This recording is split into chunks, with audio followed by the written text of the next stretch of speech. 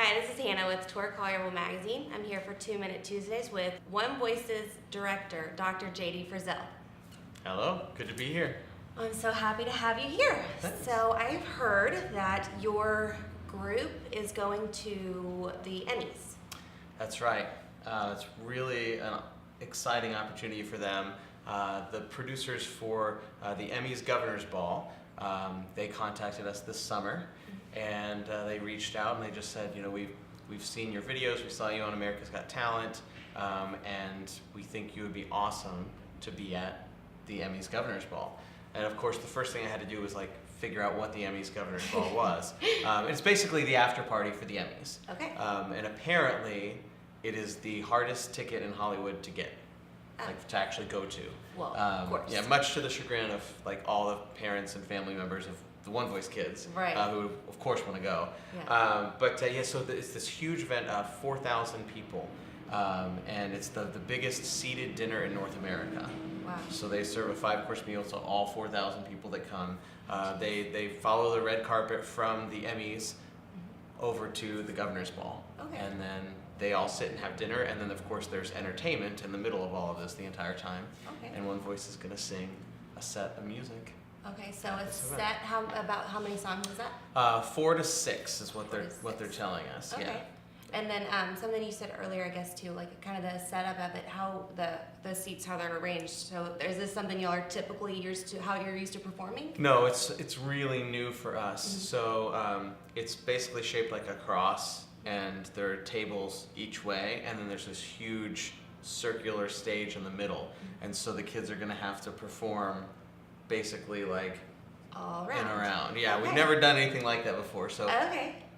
on top of course, singing for all of these celebrities in this really fancy dinner thing, we're going to have to adapt to that too. But Okay. we'll figure it out. So I'm assuming you're working on this now already? Yes, so we've got our musical team working on all the arrangements for the songs that they're going to do. The students have already started working on the solos, and then next week they'll start working on their parts. We start school on Tuesday, and then we'll have a retreat next weekend, Okay. and we'll really, hit it hard. Right. Okay. So kids first week back at school, all this extra prep, what kind of workload are they going to be expecting with all this?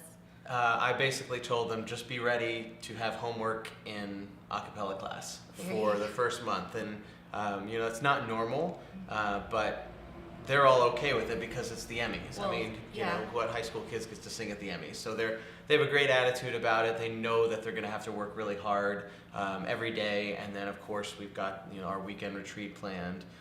They've got an hour-long concert on the 26th. So I mean, they had to be ready anyways. Right. Before we got the Emmys gig. This just gives us another reason to push even harder. So it'll be a huge test for them. It'll be a test for me and our whole musical team, but we'll figure it out. Yeah, that's awesome. So you said America's Got Talent. So y'all started. You said you did that 2 years ago. So from what you said too, none of those original kids are in this group anymore. They've all graduated, moved on, and now we're fresh batch of kids.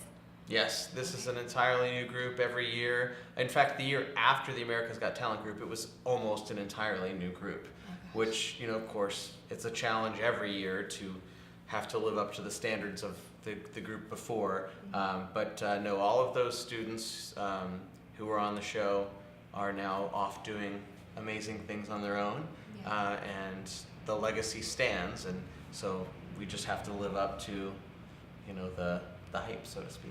What is it like on the campus? How do other kids react whenever these stories come out and these videos are going viral and everything else? Sure. I mean, it's not like when I was in school, and I mean, it was definitely not a very cool thing to do to be in choir. Right.